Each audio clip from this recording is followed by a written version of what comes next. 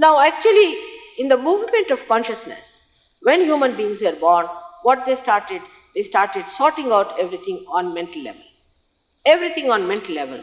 And whatever works on mental level, it works out in a linear manner. Like, there is no sustenance in that. If something starts moving in a linear way, it falls off, again recoils back. That's why today we are shocked. We have evolved so much, we have developed so much, we are supposed to be developed people, and then how is it we are on the brink of a shock? Why are we so upset? What has gone wrong with us? Where did we go wrong? Because we tried to solve our problems through mental efforts. Anything, take your politics, take your economics, is nothing but a mental effort. For example, economics says that wants in general are not satiable. That means there must be some want which is satiable, and we live in the relative wants which are not satiable. Now what is that want which is absolute, which will satisfy us? And that want is represented here as this triangular. In the triangular bone you can see the Kundalini, that is the pure desire, the pure desire to be one with the divine. And unless and until that desire manifests, all your wants will be changing from one to another. Like today you would like to have a house, tomorrow you would like to have a car, then day after tomorrow something else, then a helicopter, then an aeroplane, it will go on like that.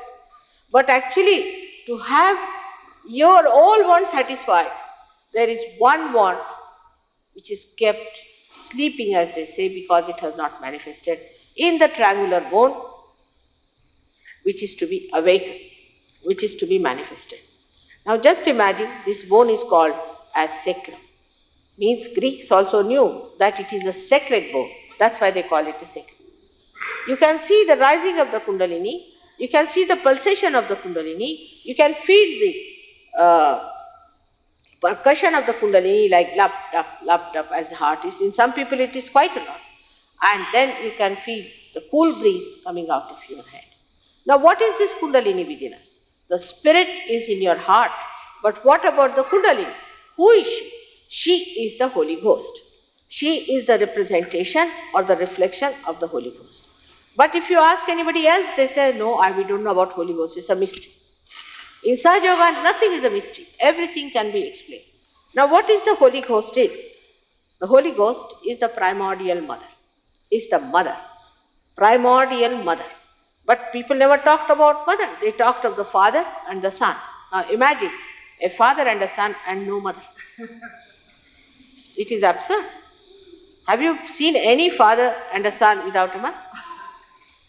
Such an absurd situation comes in that people accept it because it's all mental. Somebody tells you, no, it's a mystery, there's no mother, people accept it. But there has to be a mother. And this is the time of Aquarius, what we call in Sanskrit Kumbha, meaning the Aquarius is the Kundalini, where she nourishes, where she cures you, she redeems you, she guides you, counsels you. And this is the time of the mother. We had the time of the father, then of the son, and now this is the time of the mother, where she has to nourish you, where she has to take you to her ultimate goal, that is the spirit.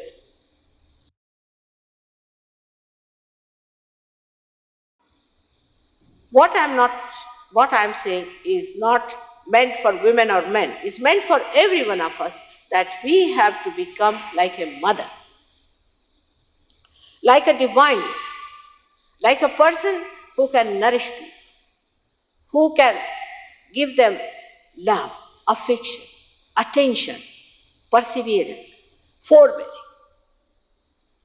And this is only possible for a mother to do it. And that motherhood should be awakened in every human being. I would say Abraham Lincoln you had, who was a great person like that. After that also, we have had so many great people in this world who have been like that. You can see in our country we had Mahatma Gandhi. We had many people of that temperament who were soothing, nourishing, curing, and helping others in such a way as a mother would like to nourish her own children. So this sense of nourishment has to come within us, but we have no power of nourishment, and that only comes when your spirit starts manifesting through you. When this power rises, she manifests her power of nourishment. She actually nourishes your chakras. She is the one who nourishes those subtle centers which look after the growth centers. She is the one who cures. She is the one who guides because she informs you what's wrong with you. And she is the one who counsels you. Because once you become collectively conscious, then you start feeling the cool breeze in your hand, and this becomes like a computer.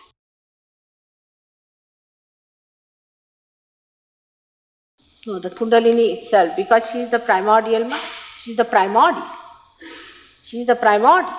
See, you must understand, she is the Adishakti. She is the primordial mother.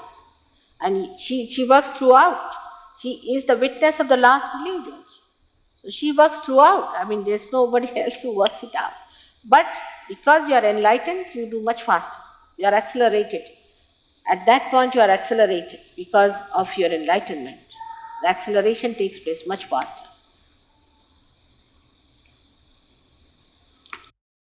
To look at it, looks like Kundalini, but it is complete Om. It is a complete force, the reflection of the divine love of God, which is the power of God. Complete, because God Himself separates from His power and becomes the spectator, and the power of God divides itself into three and becomes the creation. And the whole thing is the Kundalini. The Kundalini is, they call as residual, because she manifests all that, but still she is complete. She is complete, and then she reflects this. So throughout she works it out. Of course, in you is the reflection of that primordial Kundalini.